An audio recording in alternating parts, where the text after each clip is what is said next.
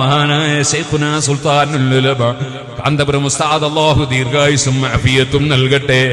ഉസ്താദിന്റെ രംഗപ്രവേശത്തോടു കൂടെ അൽഹംദുലില്ലാഹ് വലിയ അഭിമാനം പണ്ഡിതന്മാർക്ക് കേരളത്തിലുണ്ടായി.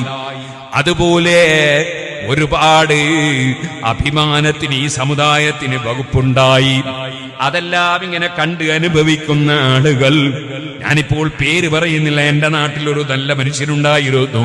മുതഅല്ലിമായ സമയത്ത് എന്നോട് വലിയ സ്നേഹമായിരുന്നു. എന്നെ നോമ്പ് തുറക്കാൻ വിളിച്ച് നോമ്പ് തുറപ്പിക്കാറുണ്ടായിരുന്നു. ഞാൻ എന്റെ നാട്ടിൽ നോമ്പ് തുറക്കാൻ പോകുന്ന എന്റെ കുടുംബത്തിലല്ലാത്ത ഒരേ ഒരു വീട് അദ്ദേഹത്തിൻ്റെതാണ്. ഇരിക്കട്ടെ, ഞാൻ അദ്ദേഹത്തിന്റെ പേര് പറയുന്നില്ല. അദ്ദേഹത്തിന്റെ ചില മക്കൾ ഈ സദസ്സിലുണ്ടാകാൻ സാധ്യതയുണ്ട്. കാലം കുറെ കഴിഞ്ഞു, അദ്ദേഹത്തിന്റെ മക്കളൊക്കെ നന്നായി വളർന്നു, അൽഹംദുലില്ലാഹ്.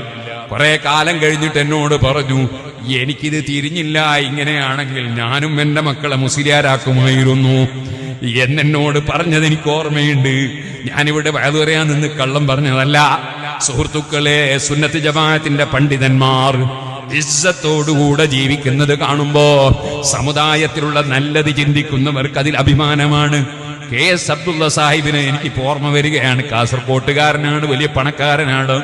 ഒരു ദിവസം ഞാൻ ട്രെയിനിൽ യാത്ര ചെയ്യാണ്. അതേ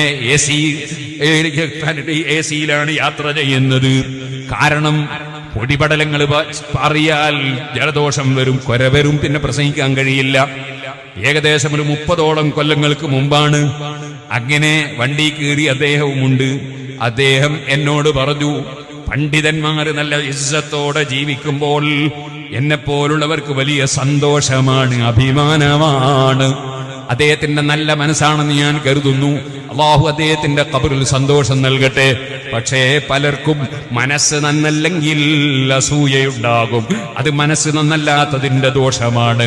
സുബ്ഹാനല്ലാഹ്, ഞാൻ അതിലേക്ക് പോകുന്നില്ല. മഹാന്മാരായ പണ്ഡിതന്മാർ അവരെ ഇസ്സത്തോടെ ജീവിക്കുന്നത് കാണുമ്പോൾ അതേ രക്ഷിതാക്കൾക്ക് തോന്നുന്നു, എന്റെ മകനും ഒരു ഹാഫിളാകണം, എന്റെ മകളും ഒരു ഹാഫിളത്താകണം, അതെ എന്റെ മകനും ഒരു സർട്ടിഫിക്കറ്റ് വാങ്ങണം, എന്റെ മകനും ഒരു ആലിമാകണം. അങ്ങനെ ചിന്ത വരുന്നത് നല്ല ചിന്തയല്ലേ? പക്ഷേ അങ്ങനെ നല്ല ആഗ്രഹത്തോടെ വന്ന മുതഅല്ലിമ്, ആ മുതഅല്ലിമ് അതാ ഒരു മാസം കഴിഞ്ഞ് ലീവ് വന്നപ്പോ 2 ദിവസത്തേക്ക് നാട്ടിലെത്തിയപ്പോൾ അവന്റെ നേരത്തെ കൂട്ടുകാരെ കണ്ടു. ആ കൂട്ടുകാര് ചോദിക്കുന്ന, എല്ലടോ നീ തലയെക്കെട്ടും കെട്ടിയിട്ട് എത്ര കാലാ നടക്കുക? നിനക്കെവിടെയാ എന്താ കിട്ടുക? നിനക്കറിഞ്ഞൂടെ ഇവിടുത്തെ മദ്രസയിലെ ഉസ്താദിന് എത്രയാ ശമ്പളം?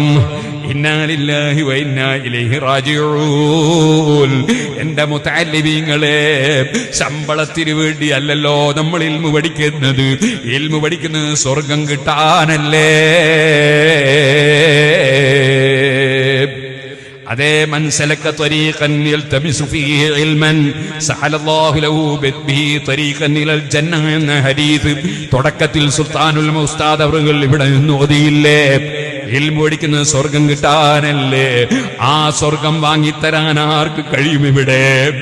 അല്ലാഹു തആല തരുന്ന സ്വർഗം വാങ്ങിത്തരാൻ ആർക്ക് കഴിയും ഇവിടെ? ഇൽമിന്റെ വഴിയിലേക്ക് കടന്ന മുതഅല്ലിമീങ്ങളെ, നിങ്ങളെ വഴിതിരിക്കാൻ വേണ്ടി പിശാച് പലരെയും രംഗത്തോട്ട് വരും.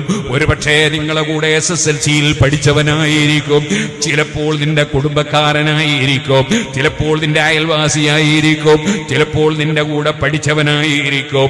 അവിടെയെല്ലാം ഈ ആയത്ത് നല്ല ഓർമ്മ വേണം.